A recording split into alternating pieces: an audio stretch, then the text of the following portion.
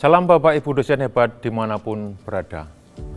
Pernahkah Bapak Ibu dosen mengalami perilaku kerja yang tidak sesuai dengan harapan? Misalnya layanan di mal, kantor layanan umum, penataan dan kebersihan ruang kuliah, atau perilaku layanan lainnya. Mengapa situasi tersebut terjadi dan siapa yang harus bertanggung jawab? Situasi tersebut adalah dampak pendidikan yang tidak memperhatikan budaya kerja. SMK sebagai salah satu pemasok calon tenaga kerja tingkat menengah turut bertanggung jawab. Lalu, mengapa perilaku kerja tersebut terjadi? Perilaku kerja adalah cerminan kualitas kompetensi tamatan yang merupakan kesatuan antara pengetahuan, keterampilan, dan sikap.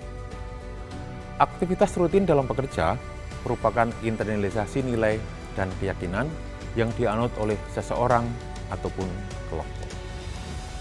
Nilai dan keyakinan tersebut merupakan bagian penting dari pembentukan sikap.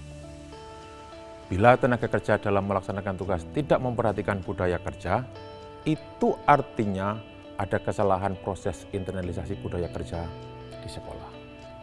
Berdasarkan fenomena tersebut, apa yang harus kita lakukan? Dalam proses pembelajaran, peserta didik harus dipahamkan pada konsep dan perkembangan budaya kerja, serta bagaimana penerapannya.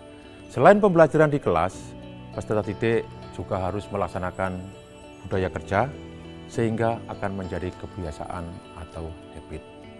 Dengan langkah tersebut diharapkan tamatan SMK akan menjadi tenaga kerja yang mampu memberikan pelayanan sesuai dengan harapan.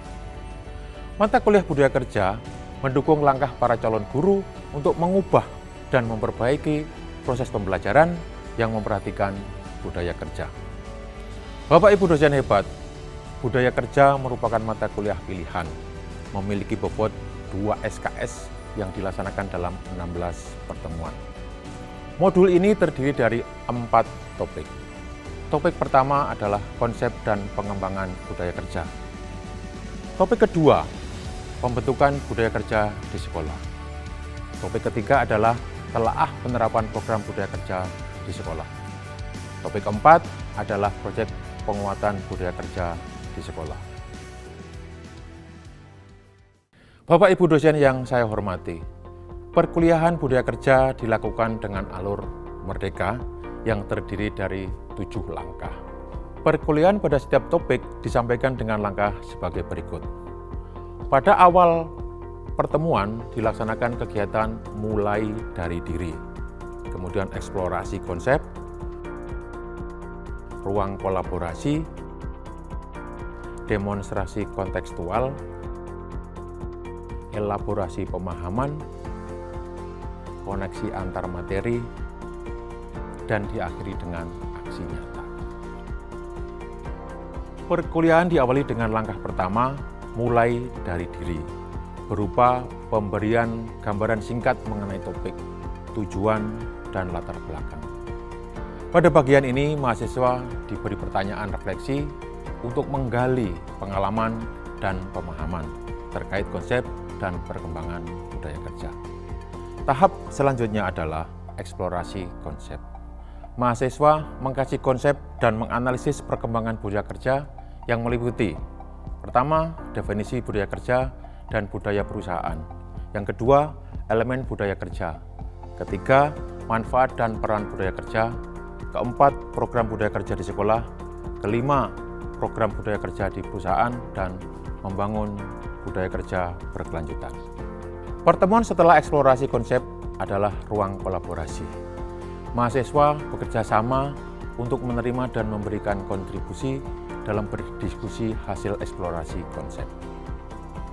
Hasil dari ruang kolaborasi selanjutnya didemonstrasikan dalam kegiatan demonstrasi kontekstual.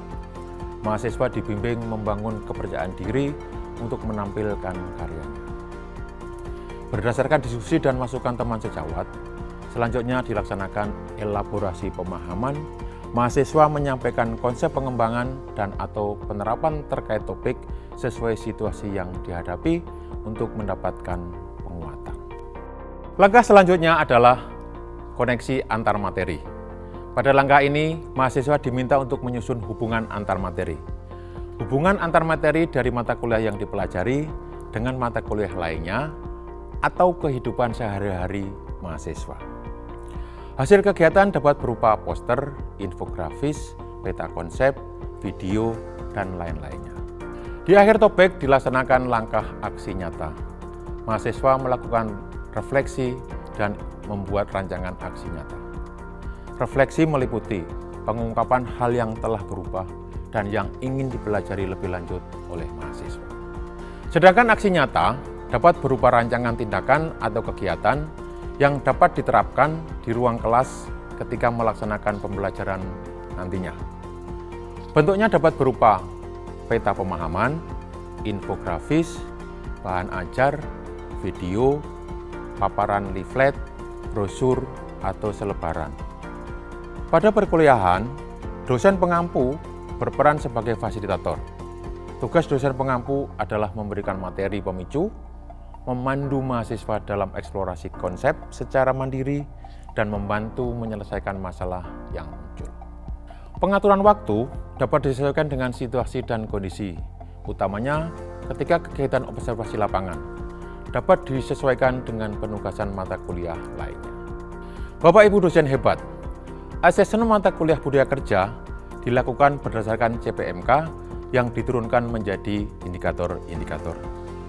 Penilaian kompetensi mahasiswa didasarkan pada ketercapaian indikator tersebut. Asesmen tidak hanya dilakukan pada akhir materi setiap topik, namun kontinu sepanjang proses perkuliahan. Asesmen proses dilaksanakan untuk setiap langkah perkuliahan pada setiap topik melalui penugasan dan lembar kerja. Penilaian akhir perkuliahan adalah ketercapaian seluruh CPMK pada semua topik. Demikian penjelasan modul budaya kerja. Pada kenyataannya, budaya kerja selalu berkembang sesuai dengan situasi dunia kerja. Bapak Ibu dosen hebat, mari sama-sama bergerak menuju guru profesional dalam mewujudkan Merdeka Belajar.